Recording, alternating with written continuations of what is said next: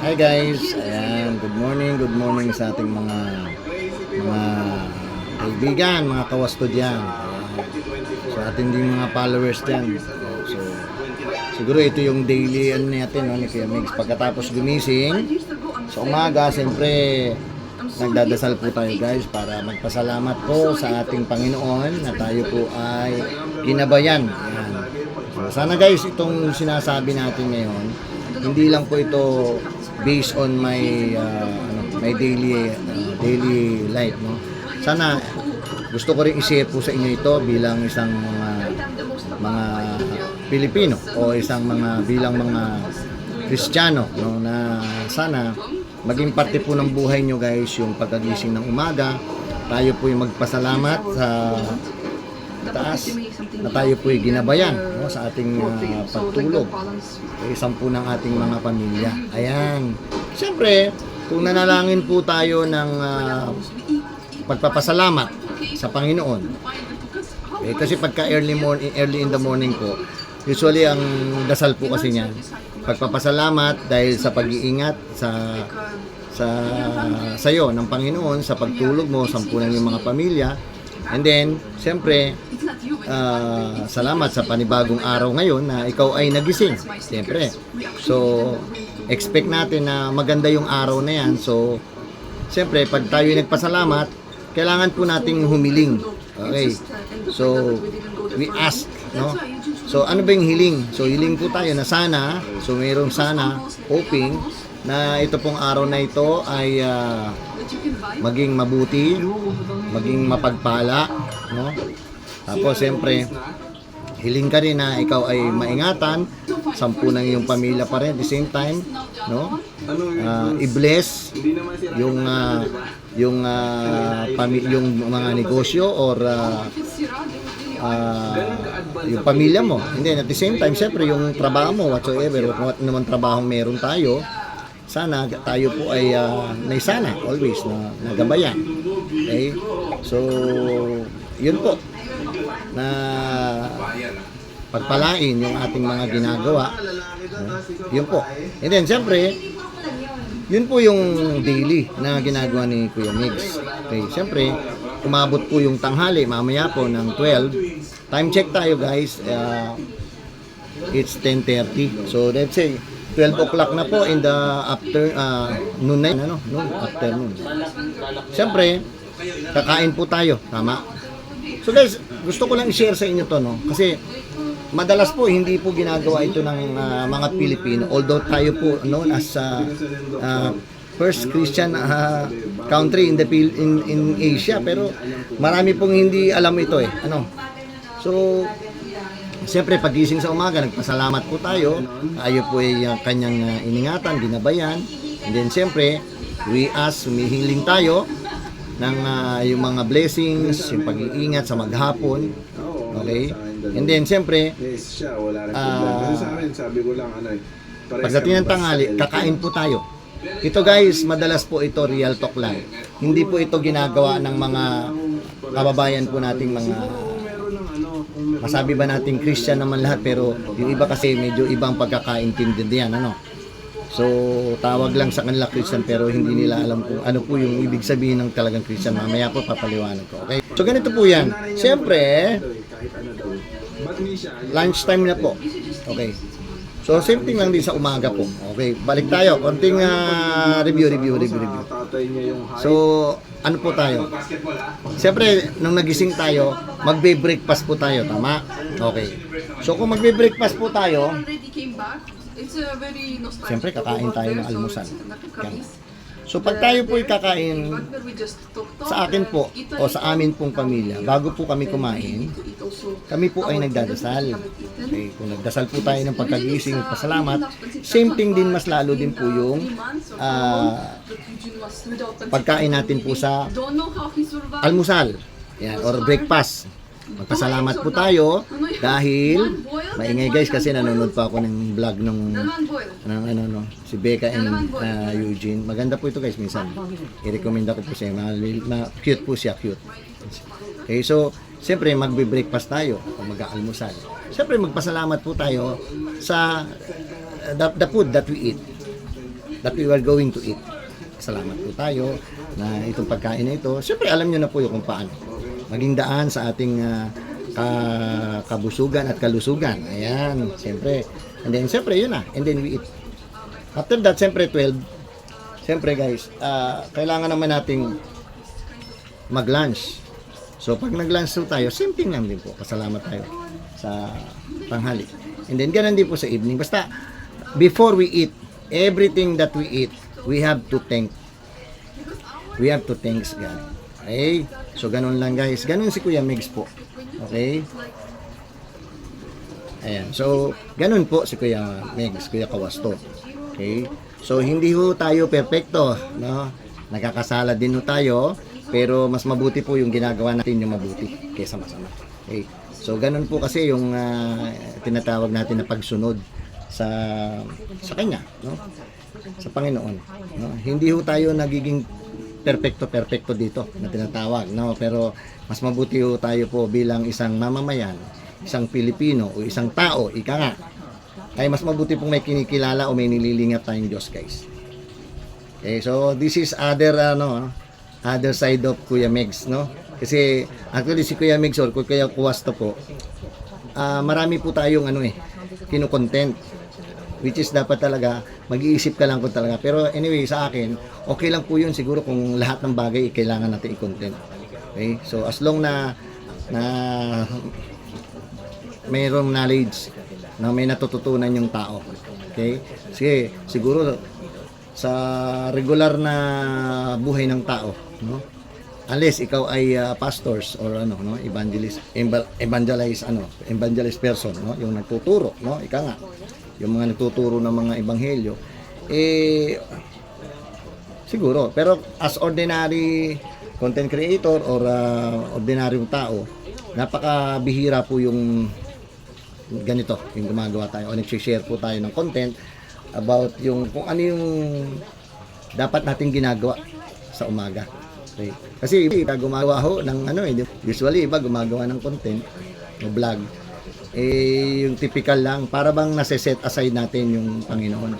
Actually, Mateo 6:33 po. Ano po yung sabi dito? Seek first the kingdom of God. Unahin daw muna. And all these things, will follow. So, sana hindi ako nagkamali. Hindi ko masyado kabisado. So, unahin natin po muna yung Panginoon. Kasi lahat ng mga bagay ay sadyang or pawang susunod na lang sa atin. Okay? So, yung madalas po yung typical na buhay po ng ating mga tao, kababayan, no, sa ang parte man ng mundo, anumang lahi, bihira yung inuuna ang Diyos. Okay? As Christian, dapat po unahin natin ang Diyos.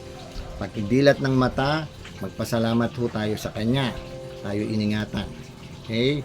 Then, siyempre, maghapon ng the whole day, kung ano man yung activity na ginagawa mo, bago mo gawin, mas maganda po yung nagdadasal tayo. Ewan ko kung meron pong against dyan sa sinasabi ko, dahil yan po ay mabuti. Okay? Guys, kung yan yung gagawin natin, siguro napaka-minimal o even wala siguro yung porsyento na may pahamak or may disgrasya. Kasi bakit? Even while I'm driving, before I drive I drive my motorcycle, nagdadasal po ako no? Siyempre, sabi nga daw nila, bakit daw may nadidisgrasya? Ano daw yung kailangan tanong? Okay? Bakit nadisgrasya ang tao? Huwag nating pag-applyan yung about Bibles, no? Siyempre, kaya nadisgrasya, possible nagkaroon po ng human error. Okay, dahil aksidente po yan, yun nga, human error, both side or kung doon ba sa individual na nadisgrasya. Okay, pero ano ba ang dapat na tanong dyan? Bilang Christians o kumikilala o lumilingap ka sa Diyos. Okay. Ganito ang tanong yan. Kapag ikaw ba ay aalis ng bahay, kung naglalakad ka o nagko-commute or even yung nagda-drive na lang po tayo. Kasi di ba marami pong nadidisgrasyang mga bihikulo or nagmomotor. Ibig sabihin, kaya may nadisgrasya, sabi daw nila, kasi human error. possible, lasing, may problema, kaya na-disgrasya. Okay guys, dalawa lang naman eh. So sabi nila, may nagkomento sa akin, o may nag-ano minsan, sabi sa akin, siguro pa dapat may pag-iingat. Which is true. Totoo naman no, dapat may pag-iingat. Sa pag-alis mo sa bahay, ikaw man ay normal na tao, dapat may pag-iingat. Kanta man, empleyado ka, trabahador ka man, no?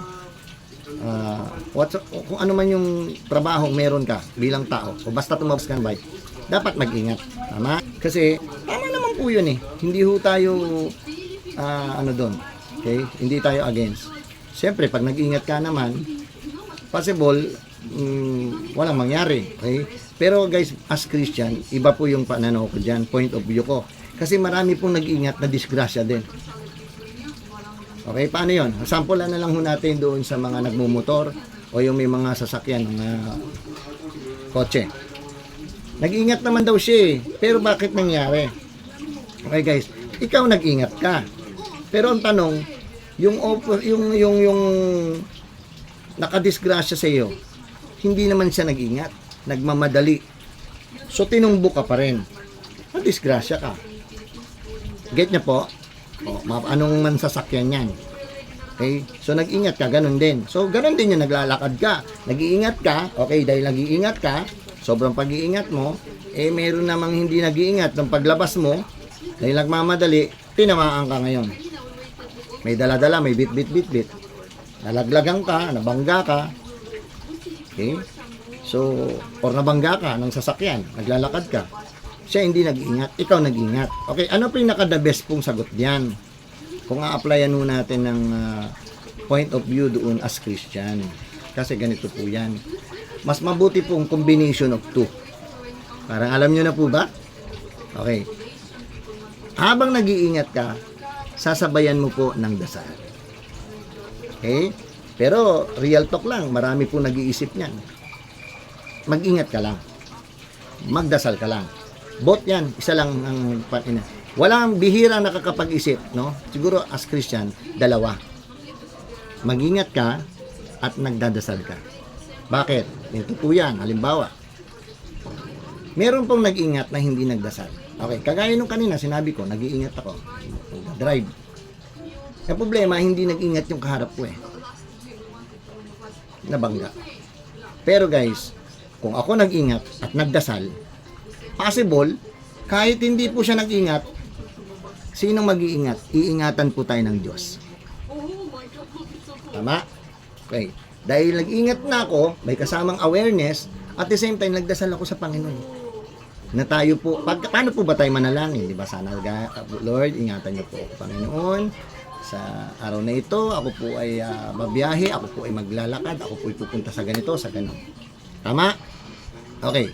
So, ibig sabihin, kung impossible na hindi ho tayo bigyan ng pag-iingat ng Panginoon. Lalo kung mabuti pong tao tayo. Lalo kung lumilingap po tayo sa Diyos. Ayan, di ba? So, dalawa. Pero guys, di ba, mayroon bang natututunan? Kasi iba talaga. Sagot, mag-iingat ka lang. Hindi ka madidisgrasya. Meron namang iba, the best magdasal ka. Okay? Pero tama ba sagot yung magdasal ka lang? Ito yun. Nagdasal ka. Okay. Nagdasal ka. Dahil overconfident ka na nagdasal ka, hindi ka na nag-ingat. Alam niyo pa ibig sabihin? Overconfident ka dahil nanalangin ka, okay? Pero hindi ka naman nag-ingat dahil overconfident ka na, alam mo, may overconfident tayo minsan, no? Sobrang gano'n, na masyadong nating ibinibigay sa Panginoon lahat.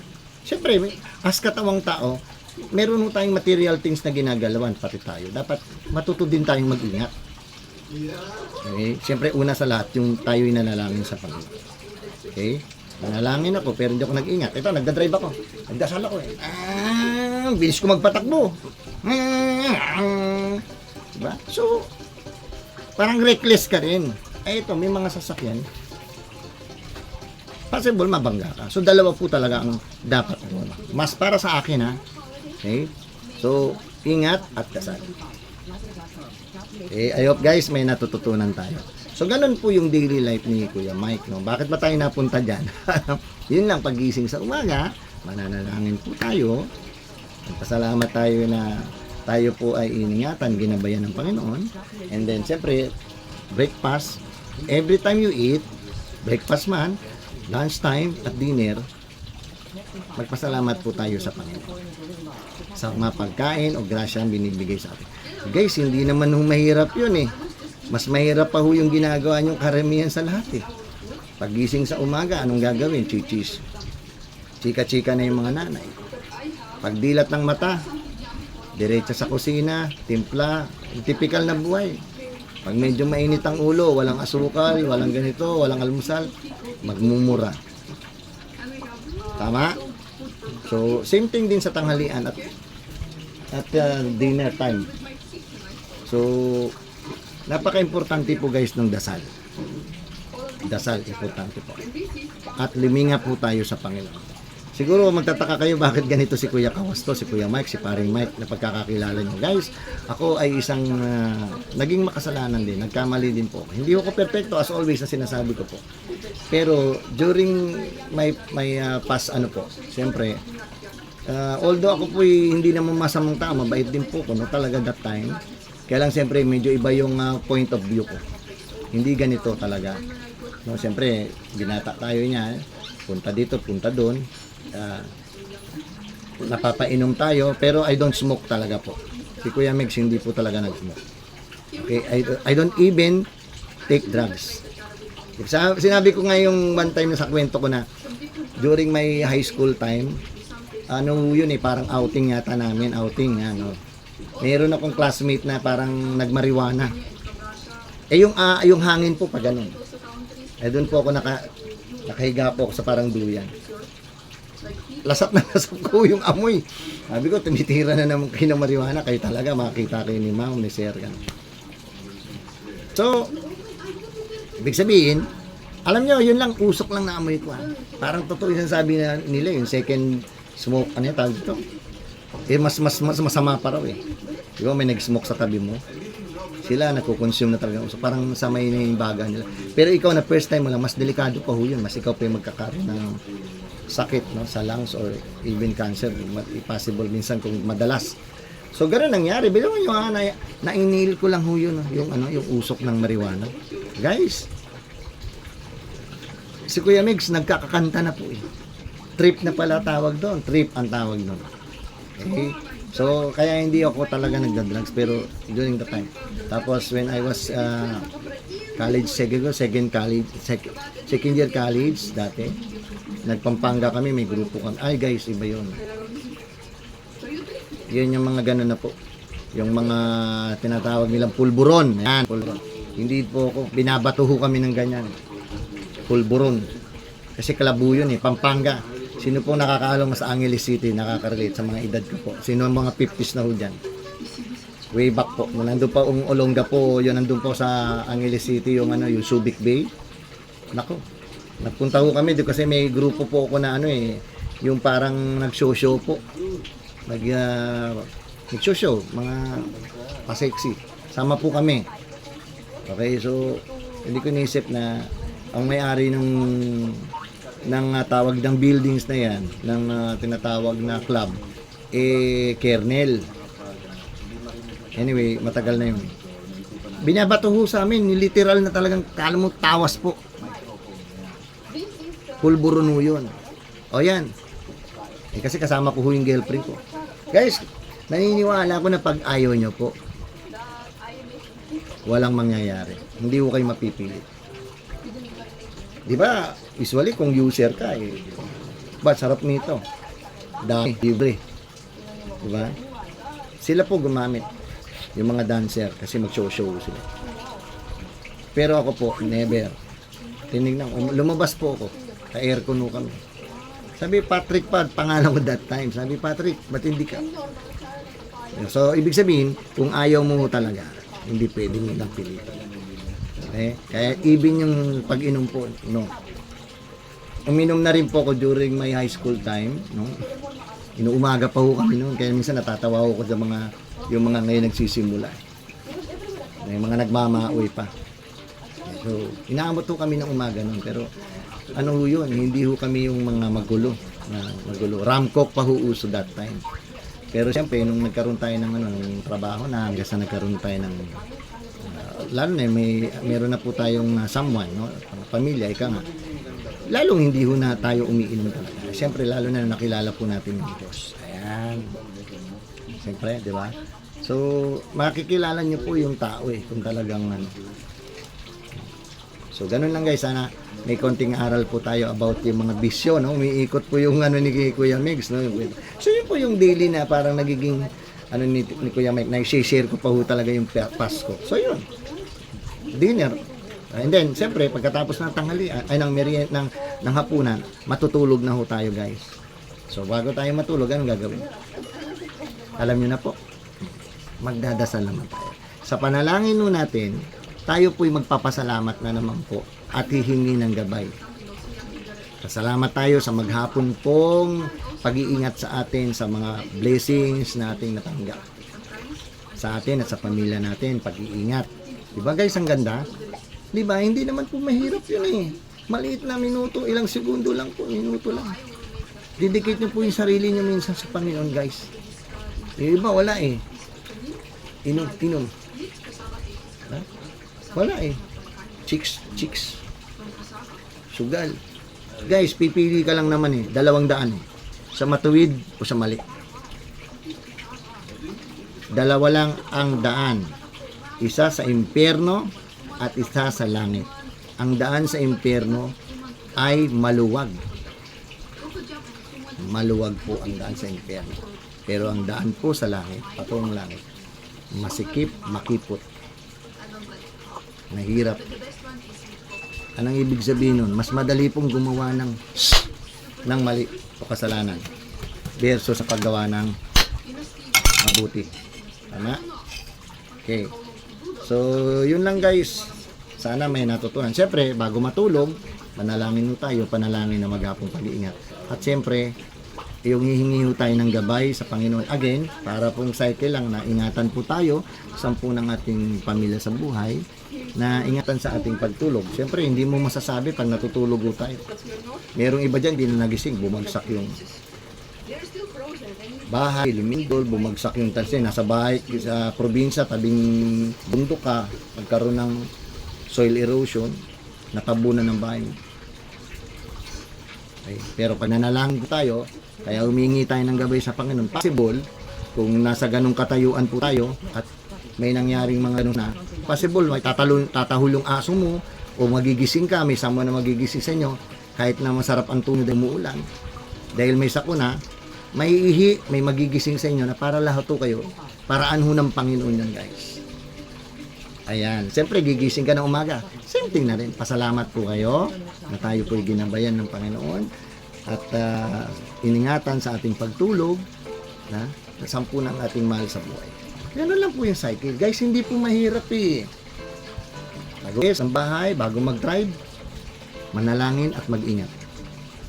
Iwasan po natin guys yung manloko ng tao. Mangungu po yun, tapos hindi mo kayo magbabayad o pahihirapan yung tao. May karma po yun. Okay. So, maraming bagay po na masama na sana pinipilit natin iwasan.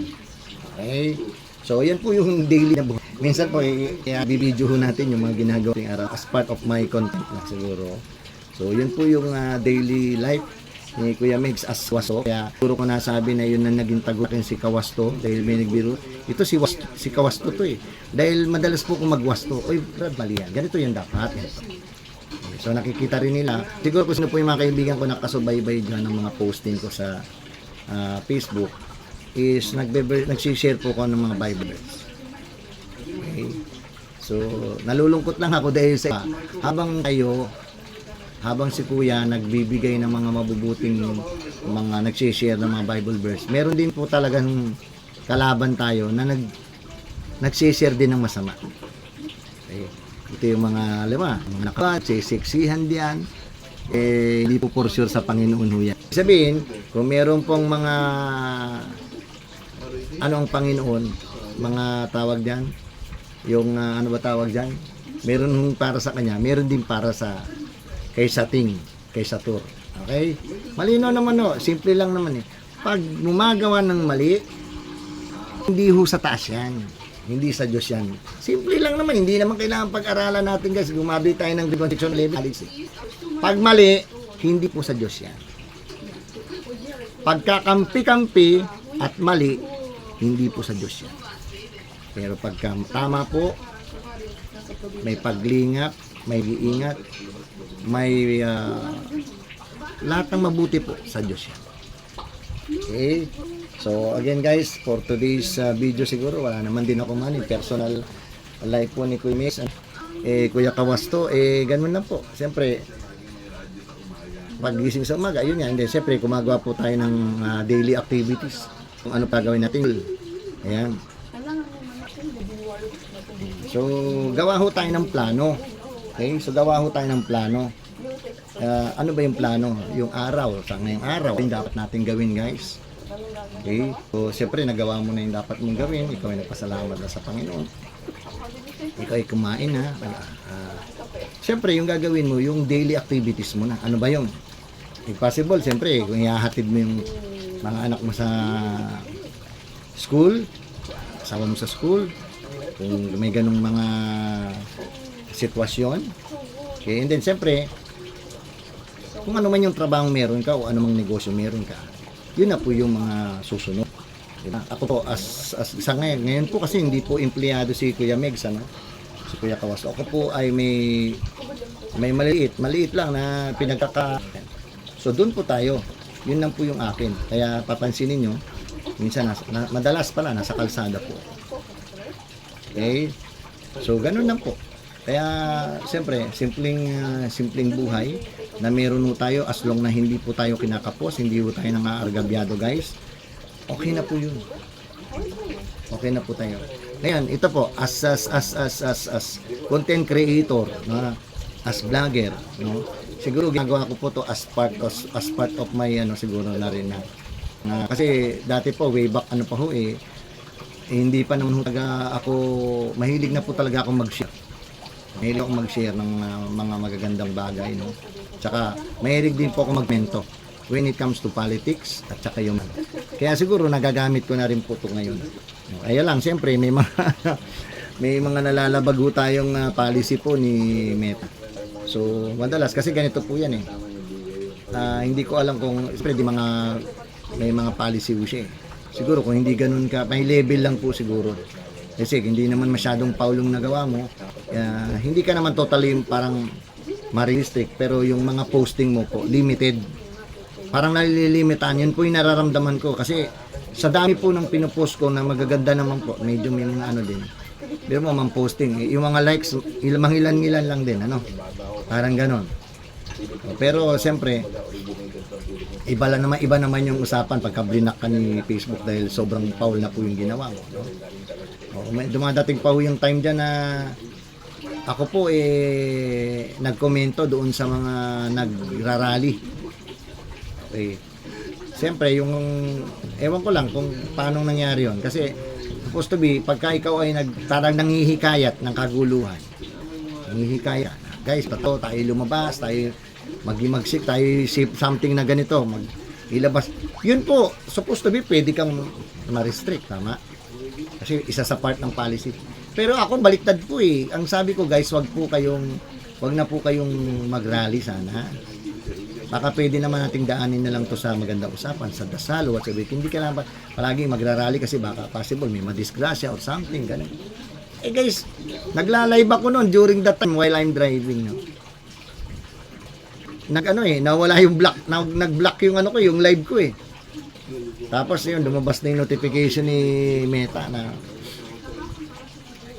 bakit daw kailangan ako niyang i-restrict or something or what. So yun na po yun, nag-start doon. Kaya so yun guys. Okay. So siguro parang ang dami ko na rin na-share So ganun po yung nagiging daily routine ni Kuya. Ayan. So siyempre hindi ho tayo basta lang parang normal na tao na wala lang hong pakialam sa buhay, sa mundo. Kung ano nangyayari, siyempre nakikilam din ho tayo sa mga anong nangyayari sa paligid natin, lalo na po itong mga nangyayari na po ngayon dito sa ano, sa gobyerno natin, ano. No, sabi ko nga sa inyo na ako po, kami po ay unit team. So pag sinabing unit team, Marcos Duterte po 'yan. Kaya kami po ay nagtataka at nalulungkot lalo na sa ngayon.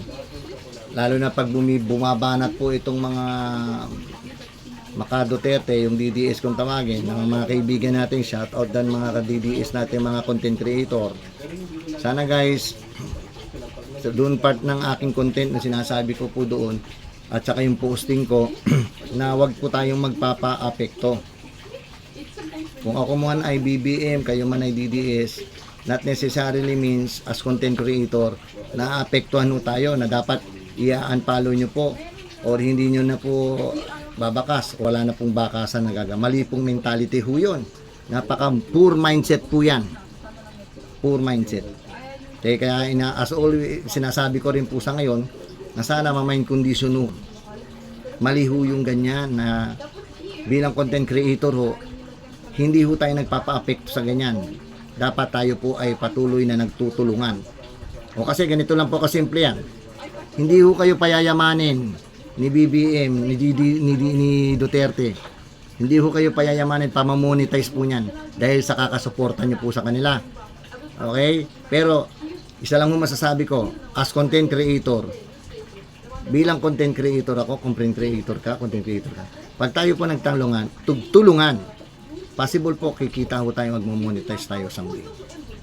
Okay? Pero yung sobrang suporta po natin sa mga niyan, hindi po, wala po mangyayari, no? Guys, hindi po ako Bisaya din personally, no? O inuulit ko na naman to sa aking mga sa vlog din at saka sa content na hindi po porkit ako'y Bisaya kay Tatay Digong po ako, at hindi naman din po porkit taga Norte ako dapat kay Marcos ako. Mali pong ano yun, mentality setting yun, ha. Mali ho yun, guys. Pag mali, mali. Pag tama at gumagawa ng mabuti para sa bayan, support tayo guys. Ganun lang yun. Kung may Diyos ka. Pero kung wala po kayong Diyos, kasi ito lang simple guys. Siyempre galit ka po sa mundo eh. Nagmumura ka dyan. Naninira ka. Tanong lang po. Sa Diyos po ba yan? Kayo na sumagot. Pero pagka ikaw ay tahimik, ikaw ay humble, at patuloy kang gumagawa ng tama para sa bayan, kahit anong pinupukol sa iyong pagbibintang, saan po yun? Okay. So ganun lang guys, unit team kami. Wala ho kaming kinakampihan dyan, dahil pato ho namin yan, kaya masama ang loob ho namin. Nako, personal. Pag nakakarinig po kung ganyan isang posting, kaya ako sinasagot ko talaga at nagpapakilala kong unit team. Kasi kung kayo magsasalita as DDS lang kayo or BBM, medyo unfair ho sa amin kasi tinatamaan ho dalawa yung pato ko eh, yung ano ko eh, no? Tinatamaan no. Kaya pasensya minsan doon sa mga nasasagot diyan. Kasi nga po, kaya rin ako nagpapakilala na unit team po kami kasi pag tinira niyo po si BBM, masakit po sa amin. Kasi pag tinira naman si Tatay, masakit din kung tutusin. Pero in general, dahil alam ko naman, alam na personally as unit team na may mali talaga po doon sa mga Duterte. Hindi naman ho kami tanga, grade 1 section 11 at natutulog sa pansitan. May mali ho talaga. Okay. Ngayon, bakit ba napunta tayo sa politics, guys? See? Ganun po yung nangyayari sa content ni Kuya Mix, no? Umiikot to sa lahat, no? Pansin nyo, umiikot tayo sa lahat. So, meron po tayong pagkain ng ating mga spiritual na meron po napupunta doon sa material thing na attitude or yung karakter ng tao. Okay? At meron po tayong mga tinatawag na mga politics, no? Yung pagpuna. Meron po tayong part doon ng mga tungkol doon sa paglingap sa Diyos. So, parang yun po yung nangyayari, no? So, guys, ayun lang. Sana lang guys for today's video or for today's vlog, no? Sana makapag-share at nakapag-share si Kuya Kawasto ng something new, no? Although man hindi siguro man bago sa inyo, pero parang may madagdag man lang kayong konting kaalaman. Okay? Lalo na doon sa sinasabi ko yung ingat at dasal. It should be 1. 2 as 1. Diba? Parang ganun po yun. Okay? Parang kasal ba yung sinabi doon? Kasal, parang kayo ay magiging isa. Yung dalawa naging isa. Ayan. Okay? So, yun lang guys. For today's video, kita-kits po tayo. Wala pa ho tayong live na nagagawa kasi puro mga experimental pa ho itong ginagawa ni Kuya Migs. At yung camera ko po, kailangan tayo siguro mag-start po talaga ako ng mga vlog po talaga na magaganda na siguro pag nakabili na po ako ng it's either iPhone or yung GoPro. Ayan, magaganda po yung camera ito niyan. Okay? So, siguro hanggang dito lang muna guys. This is Kuya Migs, aka Kawasto. Yauza. Ingat po palagi.